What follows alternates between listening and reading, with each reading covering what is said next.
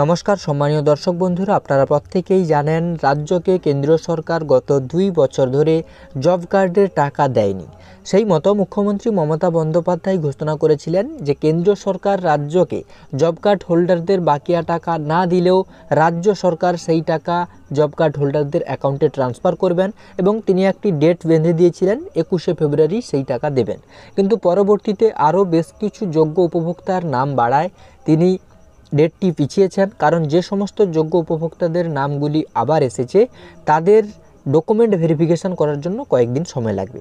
সেই মতো তিনি ঘোষণা করেছেন যে 1 মার্চ প্রত্যেকটি জব কার্ড হোল্ডারদের অ্যাকাউন্টে 100 দিনের কাজের টাকা দিয়ে দেবে মুখ্যমন্ত্রী মমতা বন্দ্যোপাধ্যায়। ইতিমধ্যে জব কার্ডের টাকা পেতে হলে জব কার্ড হোল্ডারদেরকে নতুন একটি ফর্ম জমা করতে হচ্ছে। এই ফর্মটি জমা না করলে আপনি যোগ্য জব কার্ড হোল্ডার হলেও আপনার অ্যাকাউন্টে কিন্তু টাকা আসবে না। এই ফর্মটি কোথায় পাবেন, ফর্মটি কিভাবে ফিল আপ করবেন, কোথায় জমা করবেন, সমস্ত তথ্যটা আজকের ভিডিও থেকে ইন ডিটেলসে আলোচনা করব। ভিডিওটি প্রথম থেকে শেষ পর্যন্ত দেখুন, আশা করছি ভিডিওটি আপনাদের কাজে আসবে। ভিডিওটি শুরু করার আগে ছোট্ট একটি অনুরোধ, আপনি যদি এই চ্যানেলে নতুন দর্শক হয়ে থাকেন চ্যানেলটিকে সাবস্ক্রাইব করে নোটিফিকেশান বেলটিকে অন রাখবেন, যাতে পরবর্তী ভিডিওর নোটিফিকেশান সবার প্রথম আপনার কাছে পৌঁছে যায়। তো বন্ধুরা দেখুন, অনস্ক্রিনে আমি যে ফর্মটি আপনাদের দেখাচ্ছি, এই ফর্মটি প্রত্যেকটি ব্লকে একটি করে ক্যাম্প হচ্ছে, সেই ক্যাম্প থেকে আপনারা পেয়ে যাবেন। এই ফর্মে রয়েছে মাননীয় সভানেত্রী মমতা বন্দ্যোপাধ্যায়ের নেতৃত্বে এবং মাননীয় সর্বভারতীয় সাধারণ সম্পাদক শ্রী অভিষেক বন্দ্যোপাধ্যায়ের একনিষ্ঠ প্রচেষ্টায় এখানে যে উপভোক্তা বা যিনি 100 দিনের জব কার্ডে কাজ করেছিলেন, যিনি টাকা পাওয়ার যোগ্য, এখানে সেই ব্যক্তির নাম, এখানে তার বয়স কত সেটা লিখতে হবে, এখানে লিঙ্গ তিনি পুরুষ না মহিলা সেটা লিখতে হবে এবং তার একটি বৈধ ফোন নাম্বার দিতে হবে। জব কার্ড নম্বর, ঠিকানাটা এখানে পুরোটা লিখবেন, গ্রাম, পোস্ট, জেলা, থানা এগুলো লিখবেন।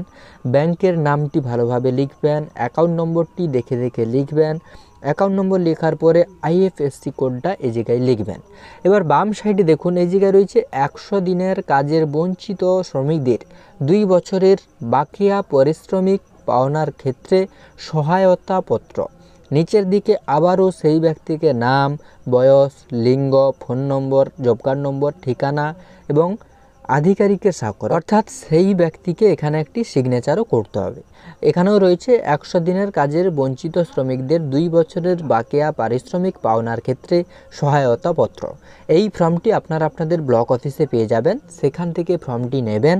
নেওয়ার পর এইভাবে ফর্মটি ফিল আপ করবেন। ফিল আপ করার পর এর সঙ্গে আপনার জব কার্ড, আধার কার্ড, ভোটার কার্ড, ব্যাংকের পাসবই নিয়ে ওই ক্যাম্পে পুনরায় আপনি জমা করে দেবেন। এইটা জমা করে দেওয়ার পরেই কিন্তু 1 মার্চ আপনার অ্যাকাউন্টে জব কার্ডের টাকা চলে আসবে। আর এটা যদি আপনি ফিল আপ না করেন তাহলে কিন্তু জব কার্ডের টাকা আপনি নাও পেতে পারেন। তার জন্য মুখ্যমন্ত্রী এইরকম একটি ফর্ম ইতিমধ্যে দেওয়া চালু করে দিয়েছে প্রত্যেকটি ব্লকে, এবং ব্লকে গিয়ে আপনাকে এই ফর্মটি ফিল আপ করে যে যে ডকুমেন্টগুলোর কথা বললাম সেগুলো আপনাকে দিতে হবে। ভিডিওটি যদি হেল্পফুল মনে হয়, ভিডিওটি যদি আপনাদের কাজে এসে থাকে, অবশ্যই ভিডিওতে একটি লাইক করুন এবং এইরকম গুরুত্বপূর্ণ ভিডিওর নোটিফিকেশানগুলি সবার আগে আমাদের চ্যানেলে পেতে চ্যানেলটিকে সাবস্ক্রাইব করে নোটিফিকেশান বেলটিকে অন রাখুন।